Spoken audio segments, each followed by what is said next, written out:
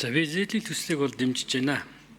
Ер нь энэ Люксембургийн Вант улсын энэ тусламж чинь зүрх судасны чиглэл нэг эмэгтэйчүүдийн чиглэлээр олон жил хэрэгжсэн баг.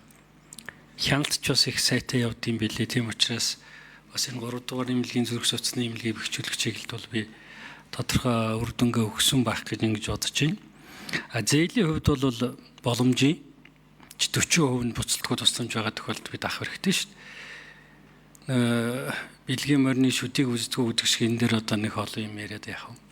Гэхдээ бид ер нь эрүүл мэндийн салбар маань цаашдаа зээлээ яаж төлөх юм бэ гэдгийг их анхаарах хэрэгтэй юм аа. Энэ зээлийг ч одоо жишээлбэл яаж төлөх вэ гэж. Энэ чинь 18 жилийн хугацааны дараа тийм үү? Би бол одоо энэ тоног төхөөрөмжөө авахтаа ч гэсэн одоо би алсыг хараасаа гэж бодож байна. Гар утас орж ирсэн гар утас мөн өнөөдөр ямар болчих вэ? Тэрнтэй ажиллах энэ химэл оюухан ороод ирэхээр эрүүл мэндийн салбар ямар болох вэ гэдгийг бид нар одоо бодох хэрэгтэй. Өнөөдөр ухаалаг жорлонгоор одоо хүн өөрийгөө хяндаг болох гэж шүү дээ. Цаашдаа магадгүй энэ химэл оюухан чинь танд онцлогоог чинь өөрөө бичээд өөрөө юм чинь бичээд өгдөг болчих واخ. Энэ ч маань хаачгүй гэх мэт.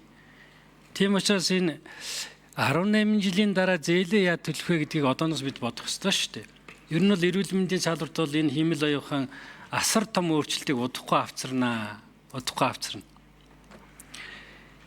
Тэгэхээр би зүгээр яг энэ чиглэл рүүгээ бас та нар минь энэ зээлийн юу энтрээ эргэж төлөх чиглэл энтер дээр бас бодолтой байгаараа энэ 6 саяын тоног төхөөрөмж авахтаа бас ер нь хамгийн сүүлийн тоног төхөөрөмжийг авах чиглэлд анхаарахгүй болвол 2 жил ашиглаад нөгөөх нь хаягдчихдаг болох вэ те.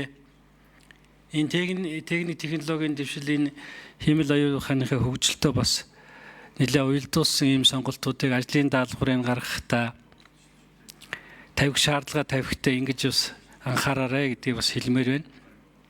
Тэгээ төслийн үр дүнгийн тал дээр бол бас энэ зөвлөх компаниуд авч ажиллаж байгаа байлгүй. Тийм учраас бид нар бол одоо энэ төсөл энэ үр ашигын тал дээр бол одоо бас олон зүйл ярих нь илүү зөөх үү. Тэргүй энэ олон улсын байгууллагын төсөл бол тэгээ хөндлөнгийн хяналтад тавигдаад явдаг учраас.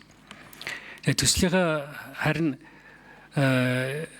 бидний зүгээс гаргах тэр шаардлагуудаа техникийн шаардлагуудаа ажлын даалгавруудаа сайн тавиарай гэдгийг л хэлээ. Тэгээд эргэж төлөгдөхөөр анхаарна. 18 жилийн дараа төлөгдөх төсөл шүү дээ. Тийм учраас энэ чиглэл дээр л анхаарал яваарай. Тэгээ энэ төслийг бол би дэмжиж байна. За баярлалаа.